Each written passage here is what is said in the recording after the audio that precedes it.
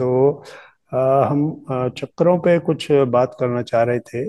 Randomly मुझे शाम को कहा गया कि आज आपको लेना है सेशन।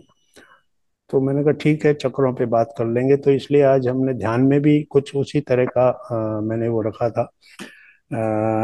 ये चक्करों के बारे में मूल रूप से चर्चा हम पहले भी कई बार कर चुके हैं। हमारे शरीर की जो स्थिति है कि ये अपने अपने बेस्ट परफॉर्मेंस किस तरह दे, मतलब क्या हमको इससे चाहिए। तो वो चाहिए तब होता है जब एक ऊर्जावान शरीर जो है हमारा हो। अरुंधति जी, आपकी हैंड रेज किसी कारण कारण से है या वैसे रह गया है? पहले से ही है सर। जी ओके। तो शरीर को हमको ऊर्जावान रखना है। तो हमारे अंदर अलग अलग शरीर के लेयर्स होते हैं, स्तर होते हैं, है ना। तो सबसे पहले हम कहते हैं कि हमारा स्थूल शरीर, ये बाहर का शरीर, ये खाली दिखता है। एक कवरिंग कवरिंग है उसके ऊपर, ये हमारी स्किन, और बाकी का ये शरीर, ये जो दिखाई देता है। तो ये शरीर, लेकिन ये जो कुछ भी दिखाई दे रहा है और ये जो काम कर रहा है, जो भी करता हुआ दिखाई देता है, क्रियाशील जो होता हुआ दिखाई दे रहा है, इसके अंदर बहुत बड़ा एक मशीनरी है, एक बहुत बड़ा विज्ञान अंदर काम कर रहा है। तो सब, तो इसके अलग अलग हमारे अंदर लेयर्स हैं, शरीर हैं अलग अलग, उनको हम अलग अलग शरीर बोलते हैं कि वो इंडिपेंडेंटली अपने काम कर रहे हैं और कंबाइंडली भी काम कर रहे हैं। तो जैसे सबसे पहले हम स्थूल शरीर या फिजिकल बॉडी को बोलते हैं अन्नमय कोश। तो ये अन्न यानी इस पृथ्वी से मिलने वाला जो भोजन है, वो इस अन्नमय कोश उससे मेंटेन होता है, भोजन से मेंटेन होता है, ये अन्न से बनता है ये शरीर। तो अन्न किससे मिलता है? पृथ्वी से। पृथ्वी क्या है? हमारा मूलाधार चक्र, पृथ्वी तत्व। इस प्रकार से फिर हमारी अगली जो उसके बाद की जो लेयर है, तो ये प्राणमय कोश होता है। तो प्राणमय कोश, इसको एनर्जी बॉडी कहते हैं। फिर मनोमय कोश होता है, एस्ट्रल बॉडी कहते हैं। उसके बाद फिर हमारा विज्ञानमय कोश होता है, और फिर आनंदमय कोश, फिर विश्वमय कोश और निर्वाणमय कोश। तो इस प्रकार से ये शरीर का एक तरह से बंडल बनाया गया है, अलग अलग चीजों को मिला के। तो सबसे जो इम्पोर्टेंट है वो है स्थूल शरीर के जस्ट बाद जो हमारा एनर्जी बॉडी है, प्राणमय कोश, वो ही सभी चीजों का एक तरह से रिस्पॉन्सिबल है। एनर्जी बॉडी, एनर्जी बॉडी जो है ये किस पे आधारित रहती है, क्या इसके रिस्पॉन्सिबल पार्ट्स हैं? पार्ट्स होते हैं ना, जैसे किसी मशीन के पार्ट्स होते हैं, तो वो हैं चक्र हैं। ऊर्जा शरीर और ऊर्जा शरीर के ऊर्जा केंद्र। तो ये ऊर्जा केंद्र हैं। तो ये जो ऊर्जा केंद्र हैं, ये हमारे 5 ऊर्जा केंद्र तो रहते हैं स्पाइनल कॉर्ड पे, और 2 ऊर्जा केंद्र हमारे रहते हैं। एक तो रहता है आज्ञा चक्र, मस्तिष्क। दोनों भौं के बीच, और एक रहता है सहस्त्रार चक्र जो हमारा ऊपर, सर के ऊपर जो रहता है। तो ये जो एनर्जी बॉडी है, यही एनर्जी बॉडी हमारे शरीर की जितनी भी बीमारियां हैं उनके लिए भी रिस्पॉन्सिबल होती है, क्योंकि एनर्जी का कम होना, एनर्जी के बीच कुछ इस तरह के जैसे कोई ब्लॉक हो गया कोई हमारा ऊर्जा चक्र, तो वहां पर कोई अनम्यूट किए हुए हैं और बहुत ज्यादा डिस्टरबेंस हो रहा है, जरा चेक कीजिए। तो एनर्जी जो बॉडी है हमारी, प्राणमय कोश, इस एनर्जी बॉडी का जो शेप है वो बिल्कुल जैसे एग्जैक्टली हमारा ये जो शरीर बाहर दिखाई दे रहा है, इसके बाद अंदर एक लेयर है, वो पूरी जो है एनर्जी बॉडी है।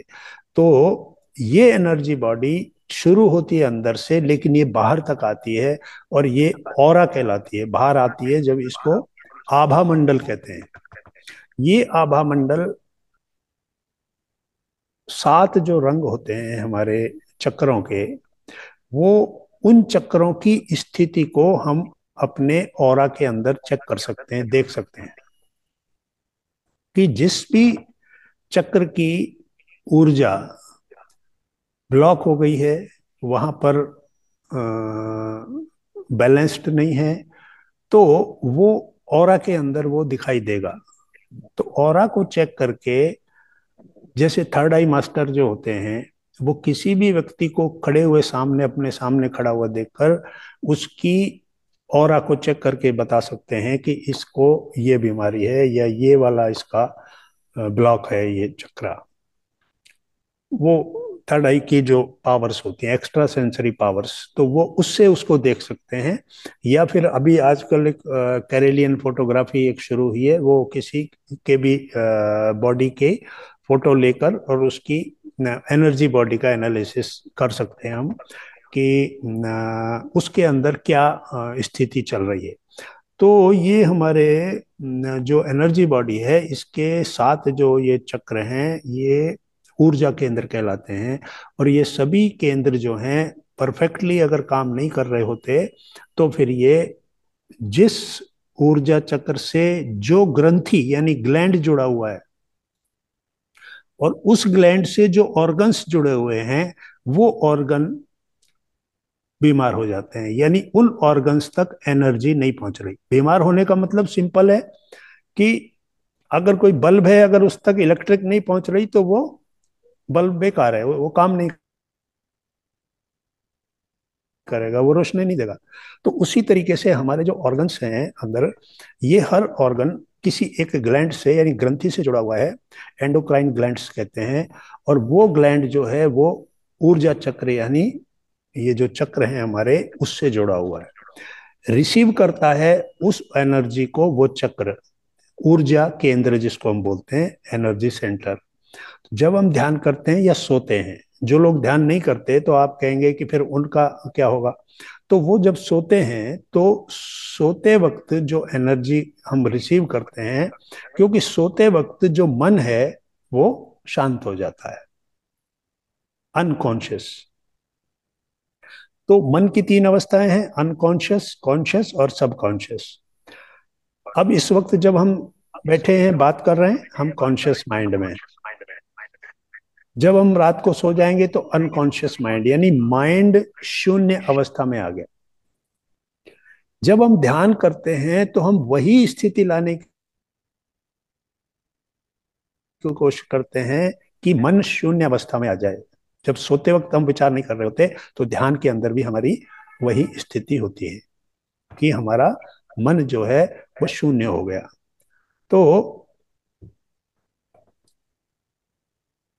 अपने मन के अंदर तो इस प्रकार से अनकॉन्शियस स्थिति में, जैसे सोता हुआ व्यक्ति एनर्जी को रिसीव करता है, वो एनर्जी उसको उसके अगले दिन के कामों को पूरा करने के लिए सफिशिएंट हो जाती है।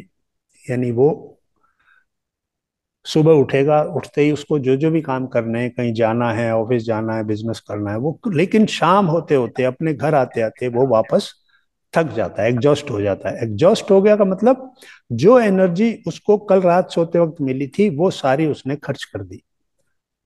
तो घर आने के बाद रात को अक्सर वो थका हुआ बोलते हैं, थक गया मैं। वो थकना क्या है? वो है कि वो एनर्जी जो उसने कल ली थी, वो एनर्जी खत्म हो गई। फिर वो फिर सो जाता है, फिर सो जाता है, सोते ही उसको फिर वो एनर्जी मिल जाती है। अगले दिन वो फिर फ्रेश होके अपने काम पे चला जाता है। तो ये सोते वक्त जो एनर्जी हमको मिलती है, वही एनर्जी है जिसको हम ध्यान में लेने की कोशिश करते हैं। तो वो एनर्जी जो सोते वक्त मिलती है, वो बाय डिफॉल्ट है, वो प्रकृति ने वैसी व्यवस्था की है कि हर व्यक्ति को कॉस्मिक एनर्जी इस तरीके से मिलेगी। तो वो कॉस्मिक एनर्जी वहां से सोते वक्त वो लेती है। छोटा बच्चा भी सोना और खाना, ये चीजें अपने आप पैदा होते ही उसके अंदर शुरू हो जाता है, वो सो जाता है, उसको एनर्जी मिल जाती है। इसी तरह फिर ये प्रोसेस चलता रहता है। तो जो एक सामान्य व्यक्ति है, जिसको कि ध्यान वगैरह से कुछ नहीं मालूम उसको, तो वो सोकर अपनी ये एनर्जी लेता रहता है और हर दिन की अर्निंग करके अगले दिन खर्च देता है। रात को सोएगा, उतनी एनर्जी मिल जाएगी जितनी उसको अगले दिन चाहिए, फिर वो फिर सो जाएगा, फिर तो इस तरह पूरा जीवन उसका एक ये अर्निंग एंड स्पेंडिंग, एनर्जी को कमाना और उसको खर्च करना, ये उसका क्रम चलता रहता है। अगर किसी एक रात, पूरी रात वो ना सोए, तो अगले दिन उठकर वो अपने ऑफिस नहीं जा पाएगा, जाएगा भी तो वहां जाके सो जाएगा। क्यों? क्योंकि ये क्रम ही ऐसा है कि हम सब एनर्जी के एक पूल के अंदर डूबे हुए हैं, एक सागर है एनर्जी का हमारे चारों तरफ, उसके अंदर हम डूबे हुए हैं। तो वो हमारे सोते वक्त मन शांत होते ही वो एनर्जी अंदर आने लगती है और वो हमारा रोज का काम पूरा कर देती है। लेकिन जब हमको कुछ और काम करने हो, जब हमको उस दायरे से बाहर जाना हो, जब आपको ये लगे कि मेरे ऑफिस तक जाने के लिए मुझे 1 लीटर पेट्रोल की जरूरत है, लेकिन आज मुझे बहुत आगे जाना है, आज मुझे कुछ और आगे जाके कोई दूसरा काम करना है, तो वो पेट्रोल आपको और ज्यादा चाहिएगा, आप उस एक से नहीं काम चलेगा। तो उसी तरीके से जब हमने ये तय किया कि हमें नॉर्मल अपनी डेली काम करने से ज्यादा कुछ चाहिए, एक्स्ट्रा सेंसरी पावर्स, जो हमें अतीन्द्रिय शक्तियां प्राप्त करनी है, हमारे अंदर हमारे सारे जो चक्र हैं, ये स्वाभाविक रूप से बहुत सारे भावों को सहन करते हैं। किसी व्यक्ति ने आपको बुरा कहा, कुछ कहा, तो ऐसा नहीं है कि आप अ, उन चीजों से प्रभावित नहीं होंगे, वो चीजें डेफिनेटली आपके अंदर आएंगी, वो आपके उस पर्टिकुलर चक्र को प्रभावित भी करेगी। लेकिन अगर आप ध्यान करते हैं, तो वो एनर्जी, जो ध्यान की एनर्जी है, वो उसको बाहर निकाल देगी। वो जो ब्लॉक हुआ है, वो जो उस पर्टिकुलर इमोशन की वजह से, उस भाव या उस विचार की वजह से जो भी चीज वहां डैमेज किया है उसने, उस नेगेटिव थॉट ने जो भी नुकसान किया है, उसको ये ध्यान की एनर्जी, क्योंकि ज्यादा है ये, हमने ध्यान से हमारी नींद के साथ जो अर्निंग करी थी वो हमने दूसरे काम में खर्च करी। लेकिन ये जो हमने अपनी अंदर की दुनिया को मजबूत बनाने के लिए, कि कोई भी भाव, कोई भी नेगेटिव थॉट मेरे अंदर की दुनिया को डिस्टर्ब ना करे, डैमेज ना करे, तो मुझे एक्स्ट्रा एनर्जी की जरूरत पड़ेगी। तो वो हमारे जो चक्र हैं, वो मूलाधार से हम जैसे शुरू करते हैं। पृथ्वी तत्व है, हमारे जो 5 तत्व हैं जिनसे ये हमारा शरीर बनता है, पृथ्वी, जल, अग्नि, वायु और आकाश। तो ये हमारे जो 5 चक्र हैं बेसिक, जो स्पाइनल कॉर्ड पे हैं, ये इन पांचों तत्वों को रिप्रेजेंट करते हैं। तो सबसे पहले हम पृथ्वी चक्र पृथ्वी तत्व की बात करते हैं, तो हमारा मूलाधार चक्र होता है। जल तत्व होता है आपका स्वादिष्टान। अग्नि तत्व मणिपुर चक्र, सोलर प्लेक्सस। और फिर हार्ट चक्रा, वायु तत्व। और फिर आपका ये विशुद्धि चक्र हो जाता है, ये आकाश तत्व होता है। तो ये स्पाइनल कॉर्ड पे होते हैं ये पांचों तत्व। तो ये जब तत्वों के अंदर ऊर्जा बिगड़ती है, तो एक तरह से हम ये कह सकते हैं कि ये तत्व जो हैं, इनका भी बैलेंस बिगड़ गया, इनका भी बैलेंस बिगड़ गया, यानी ये जो तत्व हैं, ये भी, इनकी मात्रा भी कम ज्यादा हो गई। और इनकी मात्रा, जैसे हम जल तत्व की बात करें, तो जल तत्व बेहतर 72% हमारे अंदर है। फिर 12% पृथ्वी तत्व है।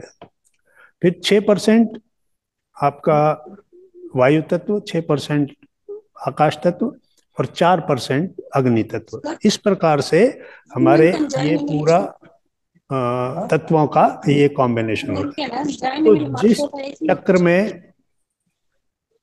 जिस चक्र में ऊर्जा का ब्लॉकेज हो जाता है, तो ये जो तत्व हैं, जितनी इनकी मात्रा है, उसमें भी इम्बैलेंस हो जाता है।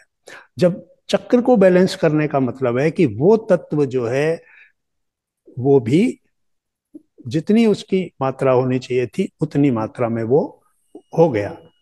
ये ऊर्जा जो है, ये जो ब्रह्मांडीय ऊर्जा है, ये हमारे उन तत्वों को बैलेंस करती है। और इस तरीके से फिर शरीर बीमार क्यों होता है?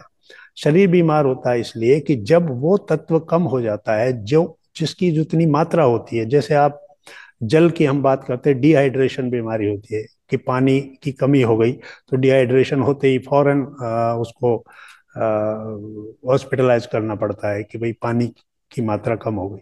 तो इस तरह से ये जो शरीर है ये इसलिए वो हो जाता है कि इसका वो तत्व उतनी मात्रा में नहीं रहा जितना उसको चाहिए। तो ये जो चक्र हैं ये उन तत्वों को रिप्रेजेंट करते हैं। और जब ये ब्लॉक हो जाते हैं या ये बैलेंस्ड नहीं रहते तो वो तत्व जो हैं इसके अंदर कम हो जाते हैं। तो उनको हम ब्रह्मांडीय ऊर्जा लेकर उसके अंदर से वो नेगेटिव पार्ट निकालकर, जैसे किसी बर्तन में नीचे छेद हो गया तो उसमें जितना भी पानी आप भरेंगे वो उसमें नहीं रहेगा, वो ड्रेन हो जाएगा।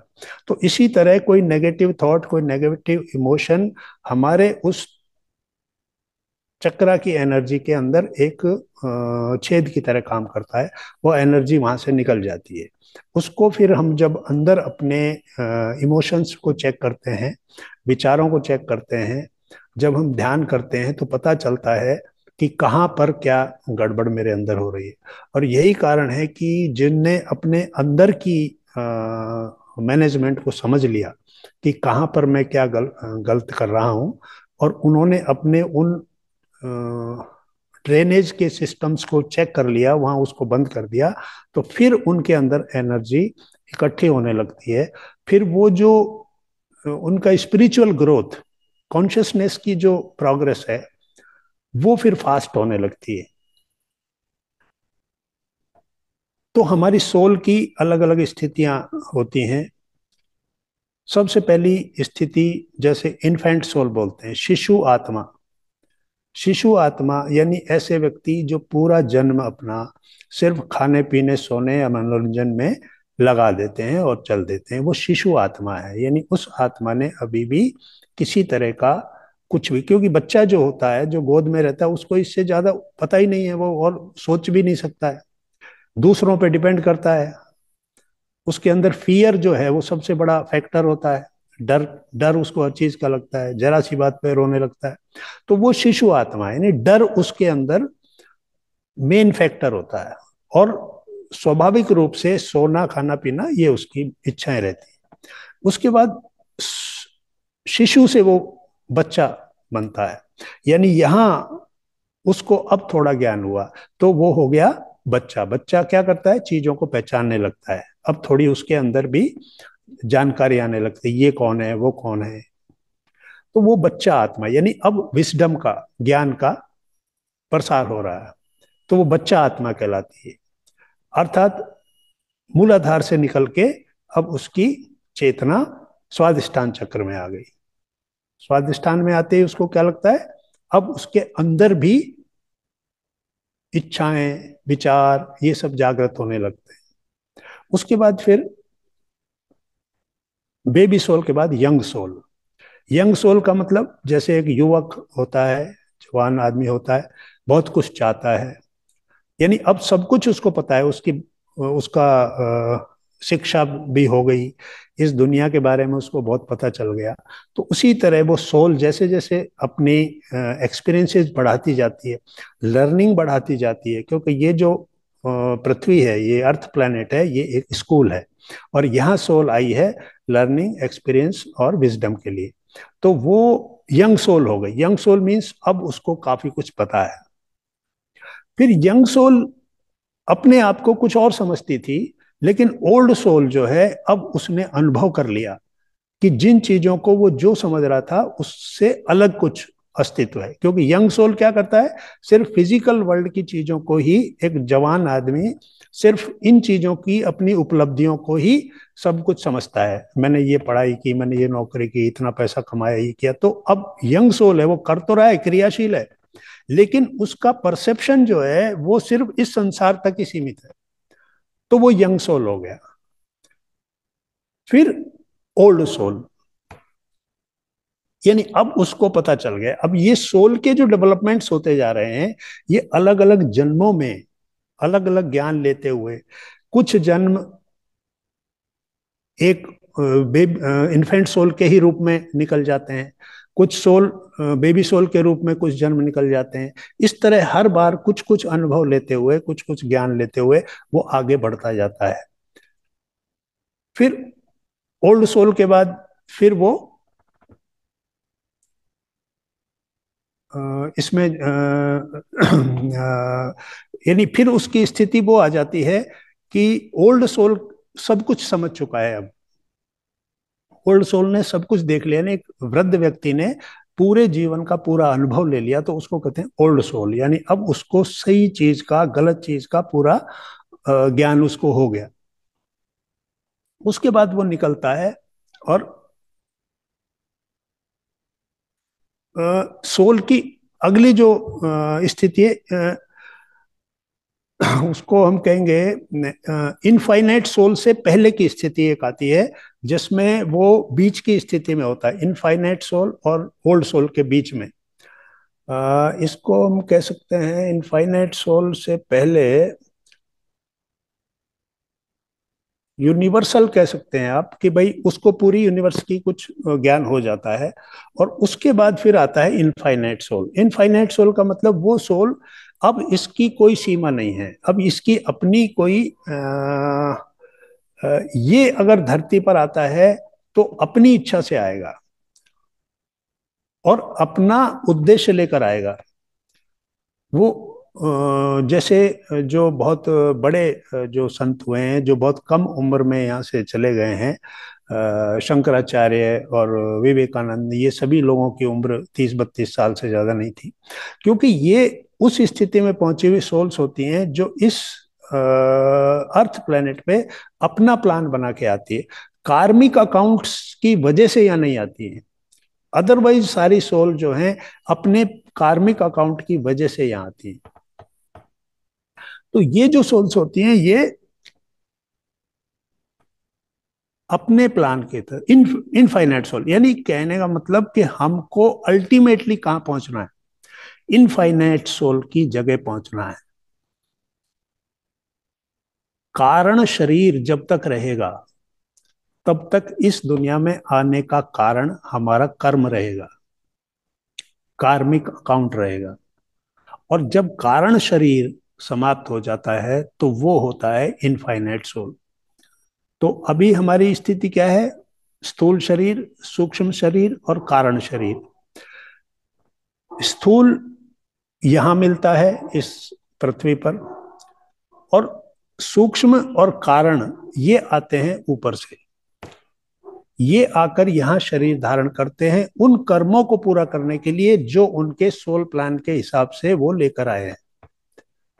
और फिर वो यहाँ पर वो कर्म करते हैं, फिर नए कर्म क्रिएट कर लेते हैं, फिर वो उनके कार्मिक अकाउंट में जुड़ जाते हैं, और इस तरह से वो कार्मिक अकाउंट का वो चलता रहता है। लेकिन जब ज्ञान हो जाता है तो ज्ञानाग्नि दग्ध कर्माणाम, ज्ञान की अग्नि से कर्म जब जल जाते हैं तो वो शुद्ध आत्मा होकर, वो कारण शरीर से मुक्त होकर वो इनफाइनाइट सोल हो जाता है।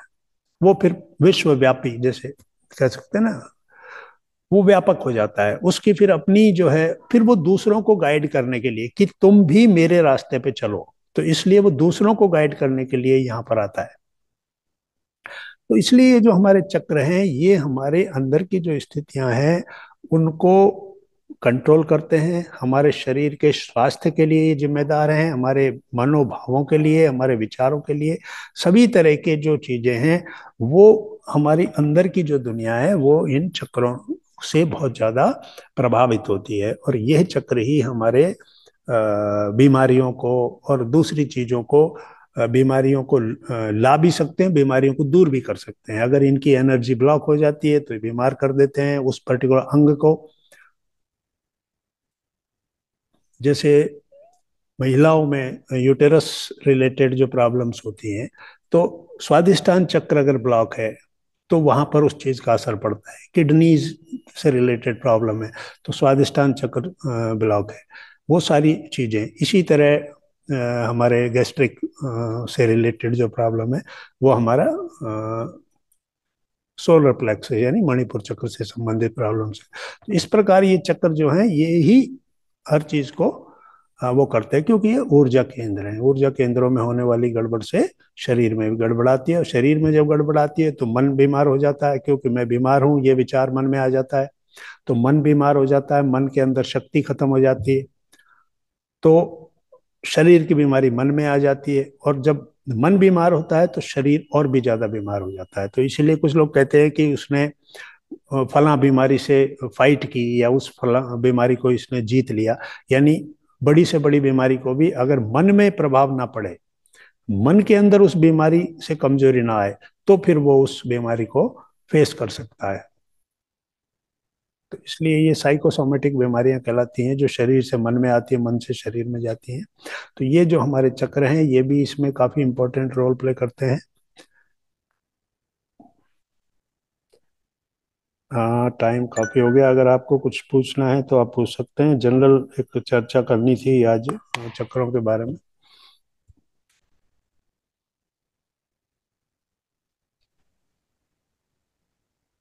नमस्ते सर। जी नमस्ते। सर आपने ये बताया था मेरे को, और का परसेंटेज 12 बताया था। वाटर 70, अग्नि 4, वायु हम्म 6, ऐसा? हम्म आकाश 6, हम्म। बराबर। पृथ्वी 12, हाँ।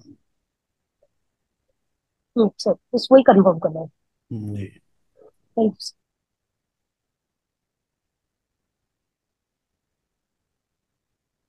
नरेंद्र जी बताइए। हाँ जी। जी, प्रणाम सर। जी, वेलकम, प्रणाम। जी, ये आपने अभी जो मेडिटेशन और साथ में ज्ञानवर्धक जो आध्यात्मिक सारी बातें बताई है, ये हमें बहुत हमारे लिए ग्रहण करने योग्य है और बहुत ही अच्छी लगी है। तो इसके लिए हम आपको बहुत बहुत धन्यवाद देते हैं कि आपने हमें ये सारी रहस्यमयी जानकारियां बताई और हमारी आत्मा का उद्धार करने के लिए आपने पूरा सहयोग दिया है। एक मैं आपके अगर दूरभाष नंबर यदि आपके उपलब्ध हो सकते हैं, तो कभी अगर हमारे कोई संदेह या डाउट्स रहे तो मैं आप पर आपसे दूरभाष पर संपर्क कर सकता हूँ। नहीं, संपर्क के लिए सुमित्रा जी हैं, उनसे आप बात करेंगे तो वो आपको बताएंगे किस तरीके से, क्योंकि अब मैं यहीं पर अक्सर आता रहता हूँ, तो आप जो भी क्वेश्चन करें ना तो यहीं पर करें तो ज़्यादा ठीक रहेगा, है ना। तो बाकी आप सुमित्रा जी से, या ये जो मैडम कर रही है ना आज, एंकर जो होस्ट हैं, तो उनसे बात कर लें, उनके पास जी। है तो उनसे आप ले लें।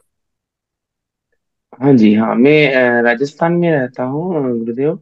हम्म। और आप यहाँ दिल्ली दिल्ली की तरफ रहते हैं? नहीं, मैं जयपुर से बोल रहा हूँ।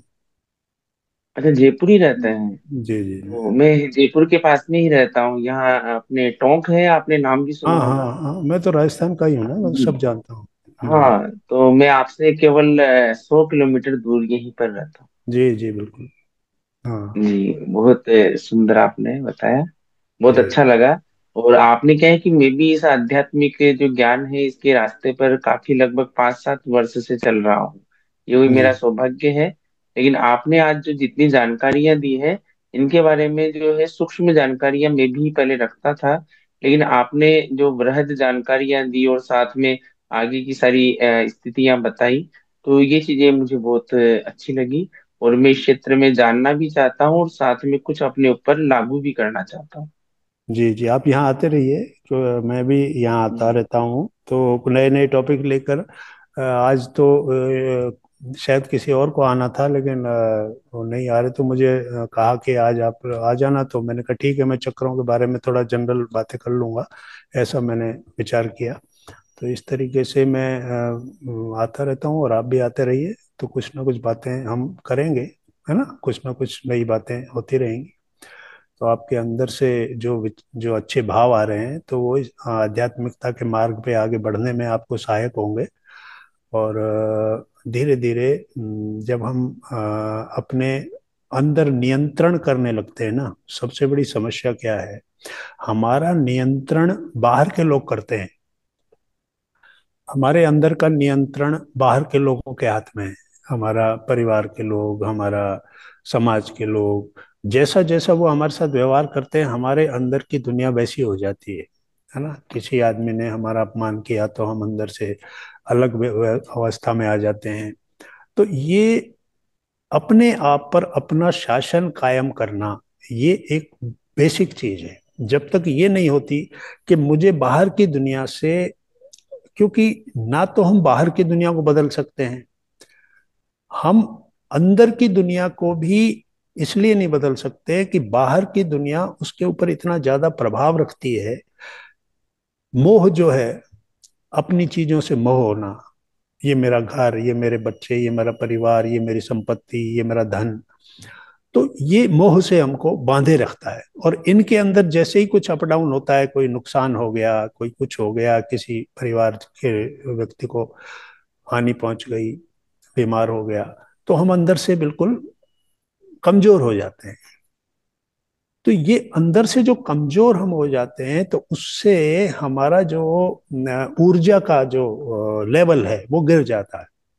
तो हम अपने उद्देश्य को नहीं प्राप्त कर सकते। कि ऊर्जावान होना, ऊर्जावान रहना सबसे बड़ी जरूरी चीज है। तो इसलिए पहले अपने अंदर की व्यवस्था को संभालना है।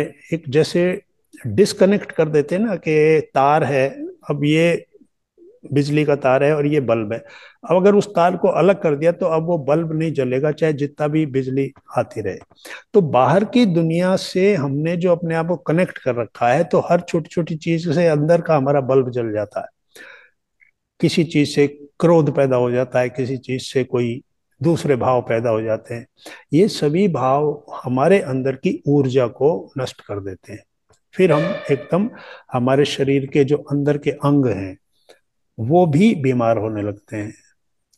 तो इसलिए अपने मन को सबसे पहले तो इन सब चीजों से मुक्त करना है, क्योंकि मन के अंदर बीमारी पहले आ जाती है और वो फिर शरीर में मैनिफेस्ट होते होते बहुत समय लगता है। लेकिन जब हम ये ऑरा की मैं बात कर रहा था, ऑरा में वो बहुत पहले आ जाती है। ऑरा को अगर चेक किया जाए तो ऑरा देखकर कोई भी ये बता सकता है कि 6 महीने बाद इस आदमी के अंदर ये बीमारी आने वाली, क्योंकि वो हमारे अंदर की एनर्जी बॉडी में आ चुकी है। तो अगर उस एनर्जी बॉडी में हमने उसको बाहर नहीं किया और उसको वहीं पड़ा रहने दिया, किसी के प्रति घृणा या नफरत के भाव को अगर हमने पड़ा रहने दिया कि ठीक है कोई बात, तो इसका मतलब है कि हमने एक बीज जमीन में छोड़ दिया, जो आज नहीं तो कल अंकुरित होगा। और फिर वो जब एक बार अंकुरित होगा, उसके अंदर वो बढ़ेगा बढ़ेगा, ग्रोथ ही होगी। वो वापस नहीं, बीज नहीं बन सकता, वो नष्ट नहीं हो सकता। तो इसलिए अपने अंदर के भावों को दूसरों के हाथों से वापस लेना है। अपने अंदर का एडमिनिस्ट्रेशन, प्रशासन जो है, वो दूसरों के हाथों में से लेना है। कि मुझे कोई क्रोधित करे, मुझे कोई दुखी करे, कोई मुझे अपमानित करे, इस तरह के भावों से मैं अपने आप को कैसे बचाऊं। तो एक शील्ड जैसे चारों तरफ अपने बनाते हैं ना, कि भाई मैं ये अपने आप को बचाने के लिए, कि बाहर की चीजें मेरे अंदर प्रभाव ना करे, तो उस पे प्रैक्टिस करनी है। तो ध्यान में जब हम बैठते हैं तो उतनी देर तक कम कम से कम बाहर की चीजों से प्रभावित नहीं होते। तो वो समय को बढ़ा के हम अपने अंदर की उस ऊर्जा को बढ़ाएं। कम से कम नुकसान हमारा अंदर का हो। किसी घर के अंदर अगर तोड़फोड़ हो रही है, कोई उछल कूद कर रहा है, सब चीजें नीचे गिर रही हैं, तो उस घर के अंदर कोई शांति से कैसे रह सकता है। तो आपकी आत्मा आपके अंदर शांति से कैसे रह सकती है जब उसके अंदर इतनी तरह की हलचलें हो रही। ये तो आत्मा का घर है ना, ये शरीर तो ये शरीर जब आत्मा का घर है, तो आत्मा को शांति से रहने के लिए इस घर के अंदर की हलचलों को कम करना पड़ेगा। अगर किसी घर के अंदर सब बच्चे उछल कूद कर रहे हैं, शोर मचा रहे हैं, तो आप क्या करेंगे? आप उस घर से बाहर ही निकलने की कोशिश करेंगे। तो इसलिए सोल का जो स्थिति है, उसको कैसे, सोल को बढ़िया से बढ़िया एनवायरनमेंट कैसे दें, ताकि वो उस घर में पीसफुल महसूस करे, अच्छा महसूस करे, हेल्दी महसूस करे। अब आत्मा के शत्रु काम, क्रोध, मद, लोभ, मोह, मात्सर्य, ये 6 शत्रु। अब ये 6 के 6 शोर मचा रहे हैं, ये 6 के 6 उछल कूद कर रहे हैं। तो क्या आत्मा उस घर में सुख से रह सकेगी? उसका तो घर, वो घर में से वो यही कहेगी कि निकलो यहाँ से। तो इसलिए अपने ये 6 शत्रुओं को शांत किया जाए, इनको एनर्जी ना दी जाए। हमारे विचार इस तरह के हों कि जिनके अंदर नकारात्मकता ना हो, विध्वंसक ना हो, किसी से बदला लेने की भावना, किसी को नीचा दिखाने की भावना, ये सारे विध्वंसक विचार हैं। नकारात्मक विचार ऐसे होते हैं कि मन में उसके प्रति एक भाव रहता है, बुरा आदमी है, बहुत खराब आदमी है ये। तो वो एक नकारात्मकता आपके अंदर पड़ी हुई है, कहीं सो रही है। लेकिन वो एक छेद है, ऊर्जा का एक छेद है, ऊर्जा निकलती है उसमें से। तो सकारात्मक रहें। हर व्यक्ति जैसा है, उसने अपनी परिस्थिति में जैसा भी किया, ठीक किया। उसका अपना सोचने का तरीका है, उसके हिसाब से उसने जो किया ठीक किया। तो उसको फॉरगेट, फॉरगिव, या तो भूल जाओ या माफ कर दो। इस प्रकार से किसी को भी अपने अंदर नहीं रहने देना है। अपना ये जो घर है, इसके अंदर आत्मा को शांति से रहने देना है। वहां पर ही सोल प्रोग्रेस करेगी, क्योंकि पर्पज सोल की प्रोग्रेस का है, इस शरीर की प्रोग्रेस का नहीं है कि ये फला अफसर बन गया, इसने इतना पैसा कमा लिया, इसने इतना, इसका नाम हो गया। ये सारा कुछ तो इस शरीर के लिए है बस। सोल को इन चीजों से कोई मतलब नहीं है। सोल की प्रोग्रेस नहीं है, शरीर की प्रोग्रेस। सोल की प्रोग्रेस तब है जब ये जो पर्पज से लेकर वो जो सोल आई थी, इस शरीर को लिया था, उस काम को किया कि नहीं किया। उस काम को कैसे करते, जब फिजिकल वर्ल्ड में इतना ज्यादा आकर्षण था कि चीजों के पीछे भागते रहे, यश, कीर्ति, नाम, मुझे लोग सम्मान दें, मुझे लोग जाने, मेरे को कंफर्ट्स में रहूं। तो ये तो फिर इस शरीर के लिए जी रहे हैं ना हम। अंदर जो शोर मच रहा है, अंदर जो हलचल मच रही है, उसको तो रोकने के लिए कुछ नहीं किया ना। तो सोल ने तो उस घर के अंदर परेशानी हुई ना। तो क्या अनुभव रहा फिर? वो दोबारा शरीर धारण करने से पहले बहुत डरेगी वो, कि ऐसे ऐसे जगह मैं नहीं रह सकती। तो इसलिए सोल के प्रति आप अवेयरनेस महसूस करें, वही स्पिरिचुअलिटी है। स्पिरिचुअलिटी, आध्यात्मिकता का अर्थ ही है कि हम सोल के अस्तित्व को स्वीकार करें, कि उसके लिए एक उचित वातावरण मेरे अंदर रहना चाहिए। तो बहुत अच्छा बोला है आपने ये, somebody is controlling us, मतलब कोई और हमें कंट्रोल करता जी जी रहता है। जी। तो हमारा दिन ही ऐसा हमारा जो शुरुआत होता है, इन्हीं लोगों के साथ ही हमारा सुबह से शुरुआत होता हम्म है। और किसी हम्म। न किसी संघर्ष से वो बैठता ही रहता है बिल्कुल घर बिल्कुल। में। बहुत अच्छा बोला आपने, thank you so much sir. और सेवन चक्रा के बारे में भी आपने बहुत सुंदर से बोला, ध्यान भी बहुत अच्छा था और क्वेश्चन आंसर्स भी बहुत अच्छे थे। Thank you so much. इसी का ओके मैडम, ऐसे थैंक जी ही यू। हम बिल्कुल, क्लोज करें।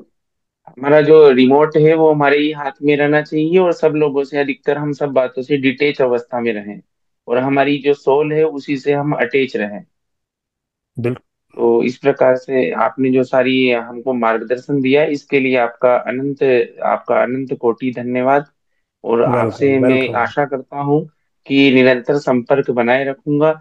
और मैं आप ही के पास में रहता हूँ, तो मुझे तो बहुत अच्छा लगा कि आप जी जो है मेरे शहर के पास ही रहते हैं। तो जी। मैं मिलने का प्रयास करूंगा, यदि आप चाहेंगे तो हम्म, इसके लिए मैं अरुंधति जी से और महाअवतार फाउंडेशन जो टीम्स है, इनसे मैं दूरभाष नंबर लेकर आपसे संपर्क करने का प्रयास करूंगा। जी जी। ओके। तो ठीक आपके है। अमूल्य समय में मैं ज्यादा वो नहीं, बिल्कुल अमूल्य समय में कुछ समय ही लूंगा, आपको डिस्टर्ब भी नहीं करूंगा। ओके। जी, धन्यवाद। वेलकम।